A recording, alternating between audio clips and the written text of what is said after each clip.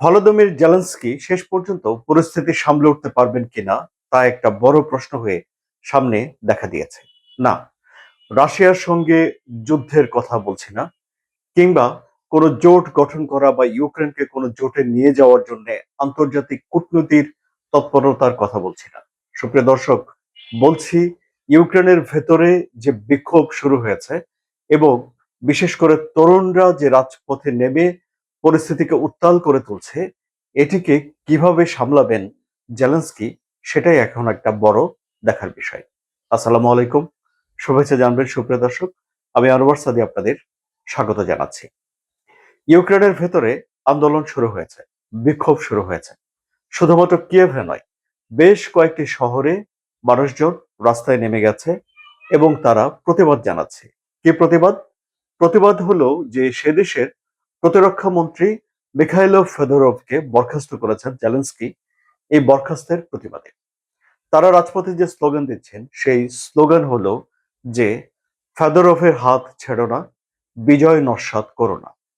অর্থাৎ এই প্রতিরক্ষা মন্ত্রী এতটাই জনপ্রিয় যে রাশিয়ার বিরুদ্ধে ইউক্রেনের লোকজন, বিশেষ করে তরুণরা, বিজয় কল্পনা করতে পারছে এই মিখাইলো ফেদোরভের নেতৃত্বে যখন প্রতিরক্ষা মন্ত্রণালয় পরিচালিত হয়। তাকে প্রতিরক্ষা মন্ত্রণালয়ে আনার পর তিনি প্রতিরক্ষা মন্ত্রণালয়ে আমলাতান্ত্রিক জটিলতাগুলোকে তিনি দূর করেছিলেন, তিনি কাজে গতি এনেছিলেন এবং সবচেয়ে বড় কথা যে রাশিয়ার বিরুদ্ধে তিনি একটা অসম বা গেরিলা যুদ্ধের একটা তিনি পদ্ধতি শুরু করেছেন। এবং এই যে সাম্প্রতিক সময়ে আমরা দেখতে পেয়েছি যে রাশিয়ার ভেতরে বিভিন্ন রাশিয়ার তেল শোধনাগারগুলোতে ড্রোনের হামলা হয়েছে, মধ্যম পাল্লার ড্রোন দিয়ে হামলা, দূর পাল্লার ড্রোন দিয়ে হামলা, এই সব কিছু হয়েছে এই ফেদোরভ যখন প্রতিরক্ষা মন্ত্রী ছিলেন তখন। ফলে ফেদোরভের কাজ বেশ কিছু গতি এনেছে, এটি জনগণের চোখে পড়েছে। এরপর রইল সেনাবাহিনীর ভিতরে তিনি কি করেছেন। তিনি সেখানে একটা মূল্যায়নের পদ্ধতি চালু করেছেন। রাশিয়ার সঙ্গে যুদ্ধের পারফরমেন্সের ভিত্তিতে তিনি সেনার যে ইউনিটগুলো সেখানে কাজ করে তাদেরকে পয়েন্ট দেয়া বা মার্কিং দেয়া একটা প্রতিযোগিতামূলক পরিবেশ সেখানে তৈরি করেছিলেন। এখন তাহলে এই এত কাজ যখন তিনি করছেন তখন সে দেশের যে সেনাবাহিনী প্রধান রয়েছেন ওলেকজান্ডার সিরস্কি, তার সঙ্গে এই মিখাইলোর ফেদোরভের সম্পর্ক কেমন যাচ্ছিল? ভালো নাই, সাপে নেউলে। এমনকি এই সেনাপ্রধানকে সরিয়ে দেওয়ার জন্য এই ফেদোরভ প্রেসিডেন্ট জেলেনস্কির কাছে গিয়েছিলেন। জেলেনস্কি বলেছিলেন যে তিনি সেনাপ্রধানকে সরাবেন না এই পরিস্থিতিতে। তখন ফেদোরভ জেলেনস্কিকে বলেছিলেন যে তিনি সেনাপ্রধানের সঙ্গে কিভাবে কাজ করতে হয় সেটি শিখে নেবেন। এবং তাকে যখন বরখাস্ত করা হলো তখন তিনি একটা সংবাদ সম্মেলন করেছেন, যে সংবাদ সম্মেলনে তিনি এই সেনাপ্রধানের বিরুদ্ধে অভিযোগ এনেছেন তার দেশের। বলেছেন যে রাশিয়ার বিপক্ষে যুদ্ধ করতে গিয়ে সেনাপ্রধান দেশকে দুভাগ করে ফেলছে, কিন্তু গেরিলা যুদ্ধ করে, অসম যুদ্ধ করে রাশিয়ার বিরুদ্ধে জয় আনা যেত বলে তিনি মনে করেন।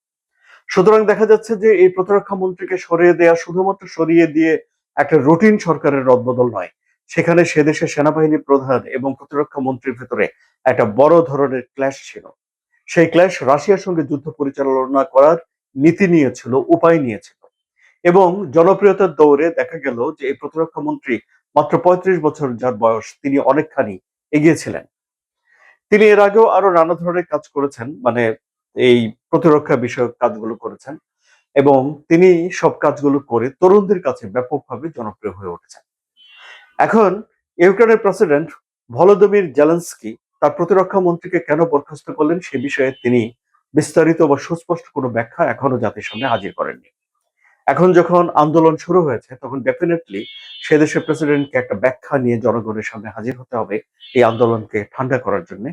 কিন্তু ফেদোরভ বলছেন যে তিনি সরাসরি প্রেসিডেন্টের বিরুদ্ধে কোনো বিক্ষোভ করতে চান না, তিনি প্রেসিডেন্টের বিরুদ্ধে লেগে যেতে চান না, তিনি এই প্রেসিডেন্টের সঙ্গে কাজ করতে চান। কিন্তু সেনা প্রধানের সঙ্গে তার যে বিরোধ, মানে সে দেশের ইউক্রেনের সেনা প্রধানের সঙ্গে যে বিরোধ, সে বিরোধের কথাটা তিনি স্পষ্ট করে বলে দিয়েছেন। সুপ্রিয় দর্শক, সাম্প্রতিক সময়গুলোতে আমরা দেখেছি যে রাশিয়ার তেল শোধনাগারগুলোতে হামলা হয়েছে, রাশিয়ার তেল পরিবহনের যে ট্যাঙ্কার রয়েছে সেখানে হামলা হয়েছে এবং এসব হামলাগুলোতে রাশিয়া যে কিছুটা নাকানি চোবানি খায়নি তা কিন্তু না, বিশ্বের সবচেয়ে বড় দেশ হওয়া সত্ত্বেও। কারণ রাশিয়ার বিভিন্ন অঞ্চলে পেট্রোলের সংকট দেখা দিয়েছে। যদিও পেট্রোলের সংকট সে দেশের বেসামরিক নাগরিকদেরকে ভোগান্তিতে ফেলে, রাশিয়া তার সামরিক বাহিনীর জন্য ডিজেল ব্যবহার করে, ডিজেলের সরবরাহ যথেষ্ট পরিমাণে রয়েছে, কিন্তু তারপরেও একটা বিরল বক্তৃতার মধ্যে একটা বিরল স্বীকারোক্তি দিয়েছিলেন রাশিয়ার প্রেসিডেন্ট ভ্লাদিমির পুতিন। তিনি বলেছিলেন তার দেশের বিভিন্ন জায়গাতে জ্বালানি সংকট তৈরি হয়েছে। আর এই যে মিখাইলো ফেদরভ, তিনি রাশিয়াকে আরো বেশি, এই যুদ্ধটা রাশিয়ার জন্য আরো বেশি ব্যয়বহুল করে তোলার জন্য কাজ করছিলেন। এখন দেখা যাক, সে দেশে তো তাদের প্রধানমন্ত্রী পদত্যাগ করেছেন, চেঞ্জ হচ্ছে। আগে যিনি স্বরাষ্ট্রমন্ত্রী ছিলেন ইউক্রেনের, তাকে বানানো হয়েছে প্রতিরক্ষা মন্ত্রী, কিন্তু জনগণ তো প্রতিরক্ষা মন্ত্রী হিসেবে এই মিখাইলো ফেদোরভকে চায়। তারা তো রাস্তায় নেমে গেছে, এখন আন্দোলন করছে। সে দেশের তেল গ্যাস কোম্পানির যে প্রধান নির্বাহী ছিলেন, তাকে বানানো হচ্ছে প্রধানমন্ত্রী, এবং জেলেনস্কি রাষ্ট্রপতি পদে বহাল আছেন।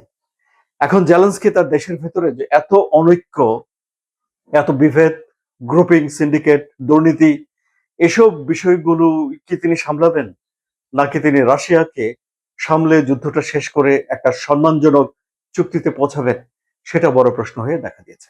আর যুদ্ধ বন্ধ করার জন্য তো কোনো উদ্যোগ দেখাই যাচ্ছে না। এই পরিস্থিতিতে এখন ঘরের ভেতর যখন টালমাটাল হয়ে ওঠে, তখন রাশিয়াকে কিভাবে জেলেনস্কি এই যুদ্ধ বন্ধ করার জন্য বা একটা যুদ্ধবিরতিতে নিয়ে আসবেন, সেটি এখন দেখার বড় বিষয় হয়ে উঠেছে। আলোচনা কেমন লাগলো? যদি ভালো লাগে তাহলে আশা করব যে এই কন্টেন্ট আপনারা লাইক দেবেন, শেয়ার করে বন্ধুদের দেখার সুযোগ করে দেবেন, এবং ভূ রাজনীতির জটিল বিষয়গুলো সহজ সরল ভাষায় সহজে জানার জন্য সাবস্ক্রাইব করে এই চ্যানেলের সঙ্গে থাকবেন। ধন্যবাদ সবাইকে।